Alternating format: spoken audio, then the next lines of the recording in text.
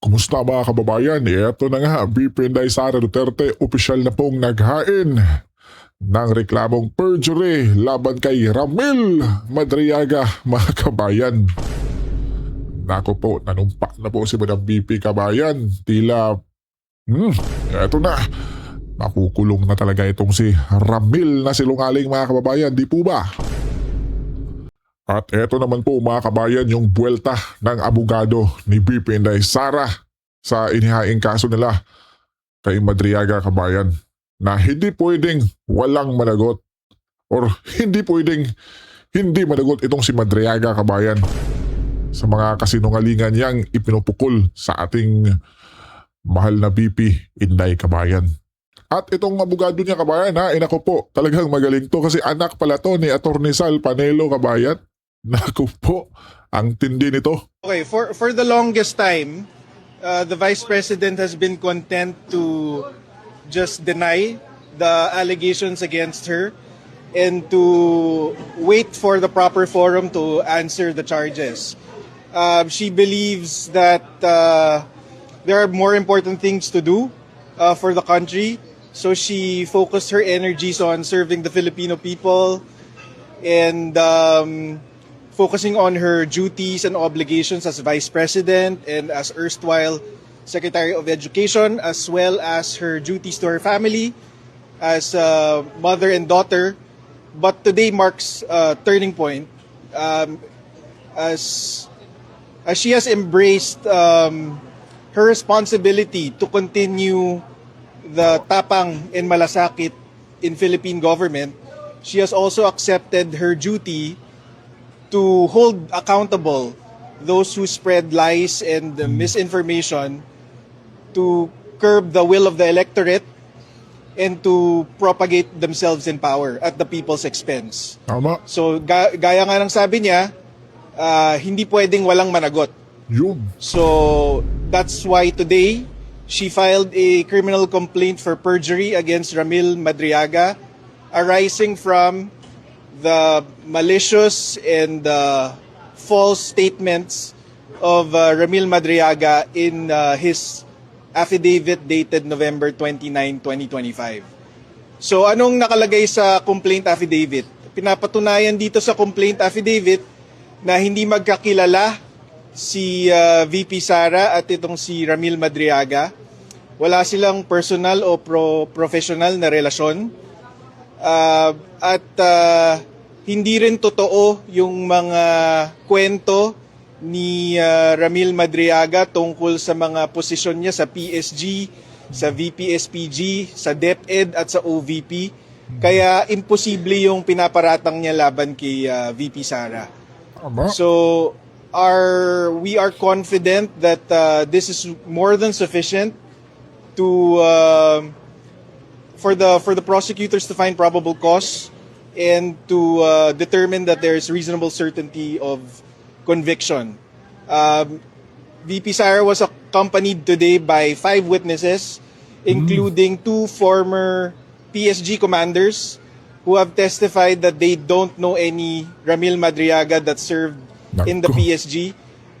She also with her today was Colonel Raymond Lachica, the former commander of Lachica. the VP-SPG, the Vice Presidential Security and Protection Group. Also with her was Lieutenant Colonel Dennis Nolasco, who was the security officer for the DepEd, as well as the Deputy Group Commander for the VP-SPG. Also here with us as a witness is Attorney Reynold Monsayak, former OVP spokesperson, and Miss Ana Magnaye, an events organizer based in Davao City. Apart from those 2, we also have as additional witnesses former PSG Commander Major General Jose Niembra, as well as Assistant Special Prosecutor Ryan Kilala. Nako po mga kababayan, ang dami palang titistigo na itong si Madriaga ay sinungaling lang pala. Naku po, kabayan. Iyak na naman yung ano dito, no? Sila Laila, kabayan. Yung paniguradong gagamit kay Madriaga. Di ba? Pambihira naman kasi, di ba? Double time, triple time na sila ngayon, kabayan.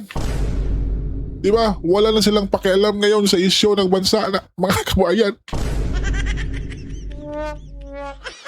Di ba? Di ba mga kababayan?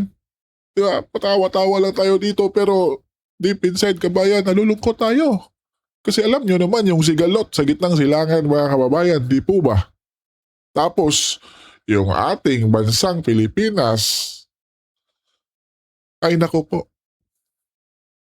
yung yung tagapamahala mga kabayan ay nako po, inuna pa yung impeachment ni BP Inday Sara.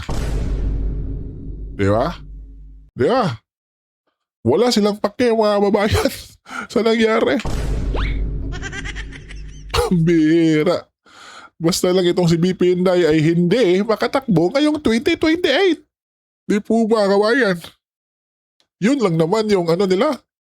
Punto dyan kabayan. Yung tinatarget nila na hindi makatakbo talaga itong si BP Sara sa 2028. Di ba? O eto, pakinggan natin sila mga kababayan ha. With 54 votes in the affirmative, 1 in the negative, and 0 abstention, the chair declares the sufficiency in substance of Sabala et al. Impeachment complaint. So ruled. At kung pulong agad namang bumanat mga kabayan sa naging resulta kanina sa Kongreso mga kababayan. No? Anya, hindi na umano na sorpresa si Kung Pulong kabayan sa pagdeklara ng House Committee on Justice sa dalawang impeachment complaints laban kay BP Inday Sara Duterte kabayan bilang sufficient in form and substance. Nako po, talaga naman po mga kabayan, no? Hindi na nakapagtataka ayon kay Kung Pulong mga kabayan na ipinapakita umano nito ang paggamit sa impeachment para sa politika imbis na isulong ang hustisya.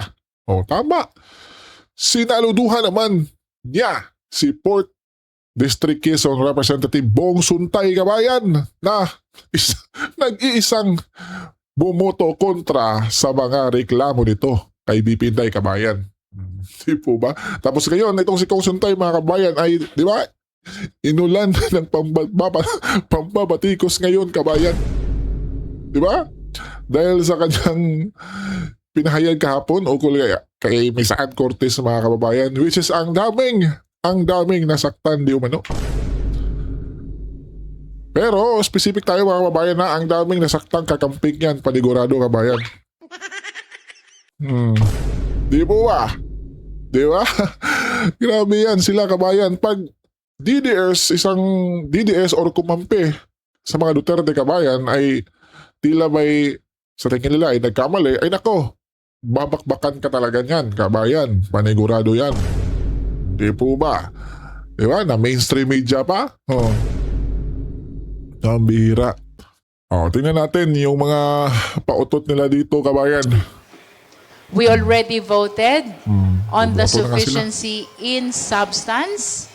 And so far, both the Sabalia et al. Impeachment complaint and the Cabrera impeachment complaint were declared sufficient in substance, no? Sufficient and substance, kabayan. We also approve Approve the na lang. motion of Kong Bell, that is for the issuance of notice to the respondent, of course the Vice President, for her to file her answer to the 2 impeachment complaints within the non-extendable period of 10 calendar days, no?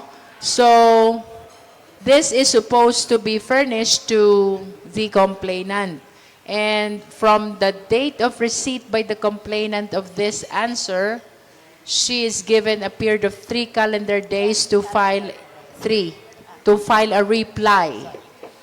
And then that reply has to be furnished to the respondent as well, in which case the respondent is given another 3 calendar days for her to file her rejoinder, no? We will be welcoming also the submission of evidence. That is because both complaints have been declared sufficient in substance already, no? If ever there are affidavits and counter affidavits, we should be notified by the complainants because they need to be sworn in before the Justice Committee. When all this evidence and documents are gathered, completely gathered, and all these responsive pleadings are received, then that is the time for us to determine whether there is sufficient ground that support the impeachment complaint. And if the decision of the Justice Committee is in the affirmative, that's the only time that we will be proceeding to the hearing proper. So for the opening statement, that would be all. Thank you. Tapos na. Yung si Kong Redon dyan, may Iba po galing sa May mensahe ba? ex-officio members po yun. Sino po yung mga dineputize? May mga bumoto po. May tanong- bang may tanong ka ba dineputize? yan? If we can have. may tanong. And for the record, sino po yung isang bumoto na no? Yun, yung nag-no, sino? Members of the House who participated in the voting includes 1 is regular member, 2 ex-officio members. If the ex-officio members cannot attend, they can deputize non-members. So if you notice some House members there who are neither justice members nor ex-officio members, then I wish to believe that they belong to those who were deputized by the ex-officio members. I know for a fact that my fellow from Batangas, the Honorable Beverly Marino, she was deputized by Deputy Speaker Bambi Imano.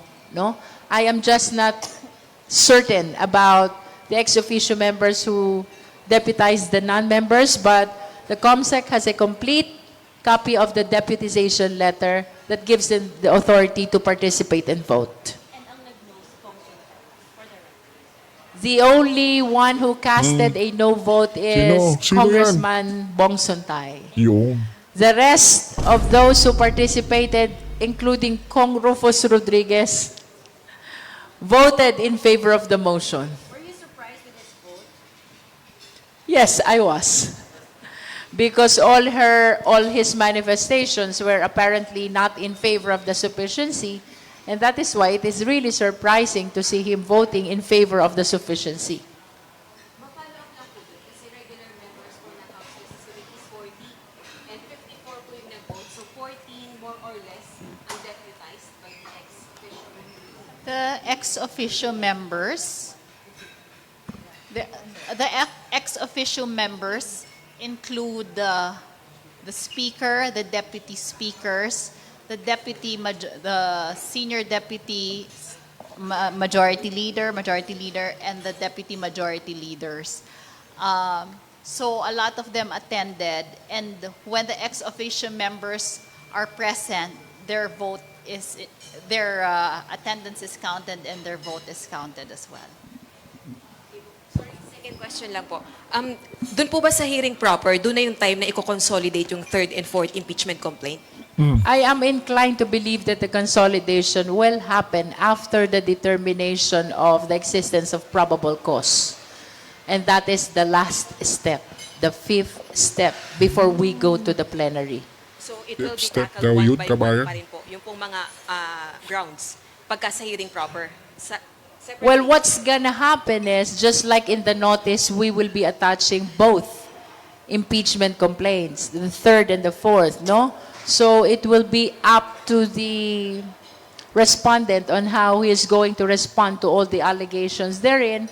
Either he files 2 separate answers, or he files 1 answer indicating the responses to the third impeachment complaint and indicating the responses as well to the fourth impeachment complaint. What is important is for us to have reference that we are still dealing with 2 impeachment complaints here, although consolidated in 1 proceeding. Sorry, just to press on that. What if hindi po mag-reply ang VP Duterte? If Magandang tanong she to. doesn't file an answer, that is considered as Ano? a denial of all the allegations contained in the complaint, and the Justice Committee will simply proceed to hearing these impeachment complaints. Kung during the hearing proper, pareho rin po ba dun sa determination ng sufficiency and substance na one article, one discussion? Pwedeng ganun po yung maging takbo Ito po. na, Pero ito na, si Kong syempre Terry. yung pagkakaiba, pwede na ho Wait, magsabpina ng mga resource persons. No?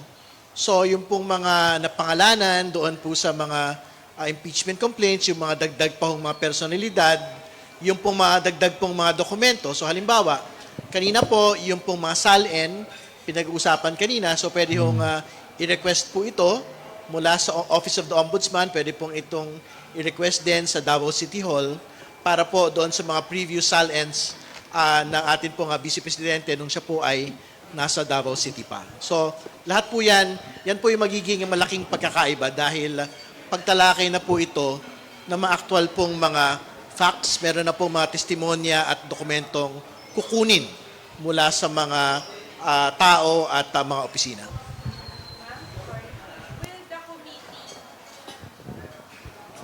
Good afternoon po. Will the committee issue a subpoena on the bank records of the Vice President po? Since the complaints were already found sufficient in substance. There are complainants. If they will be filing a motion for the issuance of the subpoena duces tecum, that is with regards to the relevant documents, no? And even ad testificandum, the attendance of significant witnesses, we will be acting on their motion. Ma'am, pag just in case po na the committee approves that motion for a subpoena, hindi po ba ito contrary sa bank secrecy law? Kasi you mentioned about it kanina. You will remember that one of the exceptions to the bank secrecy law is impeachment proceeding. So this is an exception to the bank secrecy law, which means we can look into the records of the bank account. No, Thank you, no, ma'am. no.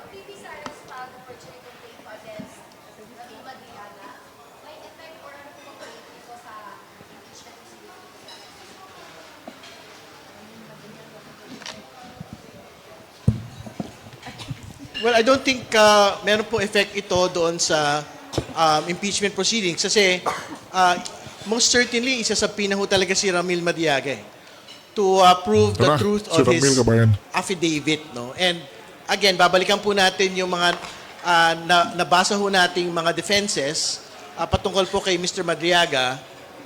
Ang sinasabi po doon, he was never an employee of the Office of the Vice President. I think that matter was touched upon during the proceedings po kanina. Dalawang bagay.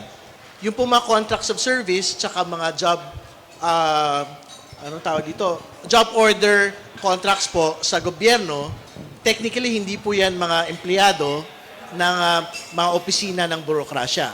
No? So, yun yung una. Pangalawa, kung ang status po ni Mr. Madrigaga ay confidential informant within yung sinasabi niya hong context of use of confidential funds. So, ibig sabihin, hindi talaga siya maging empleyado, kundi ang estado niya ay confidential informant. So, we will see all of these things as soon as we subpoena Mr. Madriaga to the full impeachment proceedings po after a few weeks. Sir, how would you describe po the timing, or Congresswoman, how would you describe the timing of the filing of the perjury complaint? Because it coincides on the day na boboto yung mga miyembro ng Justice Committee on the sufficiency and substance, and we all know that this is a crucial step for a proper hearing to be conducted. Well, to tell you honestly, we didn't think about the timing, or we didn't even consider or react on the filing of the perjury case. Kami naman ho, ginagawa lang namin yung trabaho namin sa Committee on Justice, and everything that we did in the committee is according to the rules of the House of Representatives and according to the Constitution. So, it's the prerogative of the Vice President to file whatever case she wants to file. But like Congressman Terry said earlier, kung kailangan namin isubpoena yung witness, yung nag-execute ng affidavit, gagawin namin po yun. So that is completely separate and separate from her filing of the perjury case.